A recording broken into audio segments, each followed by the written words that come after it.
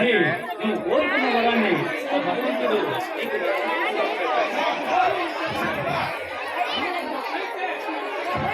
ఆ భగవంతుడు నేను అడగకుండానే నాకు గొప్ప వరాన్ని ప్రసాదించాడండి. అవునండి, ఎప్పుడు తన మమతల కోవెలలో ఆనాథ దైవంగా భావించి బంగారు లాంటి భర్తని కన్న తల్లి కంటే ఎక్కువగా ఆదరించే ఇద్దరి మరుగల్ని ఆ భగవంతుడు నాకు వరంగా ఇచ్చాడు. ఎన్ని నోములు వచ్చినా ఎన్ని పూజలు చేసినా ఆయన రుణాన్ని నేను తీర్చుకోలేనండి. జాగింగ్కి వెళ్ళారండి. ఏమండి వినారండి, మా సింహనరసింహ పేపర్లో వేశారు. ఏమని రాశారండి, మన రాష్ట్రానికి చెందిన ఇద్దరు విద్యార్థులు సింహ ఐఏఎస్లోను నరసింహ ఐపీఎస్లోను టాప్ ర్యాంకులు సాధించారు. అందుకు మన రాష్ట్ర సీఎం చేతుల మీదుగా వాళ్ళకి బొమ్మలు అందజేస్తున్నారు. చూడండి, సింహ నరసింహ మీ ఆశ్చర్యకి ఎలా ఊపిరిపోస్తున్నారు. వాళ్ళను కంటికి రెప్పాలా చూసుకుంటూ వాళ్ళ చదువు విషయంలో ఏ టైంకి ఏం కావాలో చూసుకున్నావు. ఈ గొప్పతనం నిజమే. ఏదైతే ఈరోజు నాకు చాలా ఆనందంగా ఉంది.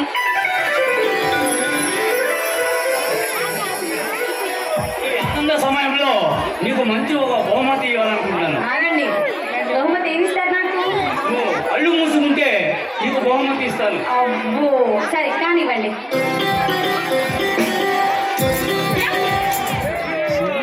ఈరోజు అన్నిటికంటే ముందు నేనే మీకు బహుమతి ఇద్దాం అనుకుంటున్నాను. నువ్వు నాకు బహుమతి ఇవ్వాలనుకుంటున్నావా? ఏమి ఇవ్వాలనుకుంటున్నావు? చెప్పదంటావా? బహుమతి కావాలంటే తప్పదు, మీ ఇష్టం. సరే కానీ నాకు ఇష్టం లేదు, కళ్ళు మూయండి.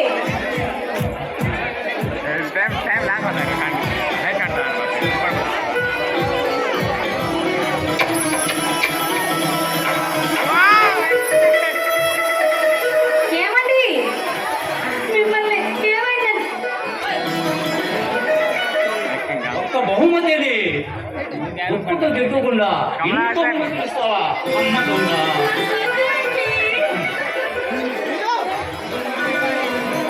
ఈ వెచ్చని కౌగిల్లో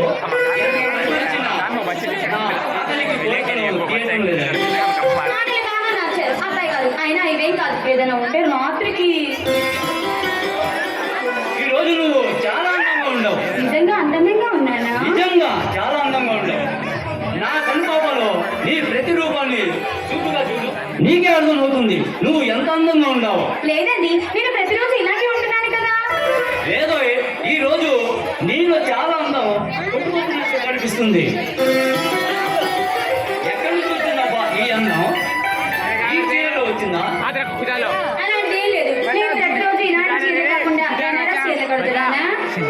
ఒక్క నిమిషం, ఈ చీర నీకే తెలుస్తుంది. ఈ చీర కట్టుకుంటే నీకు అందం వచ్చిందో, లేదా చీర వల్ల చీరకే అందం వచ్చిందో.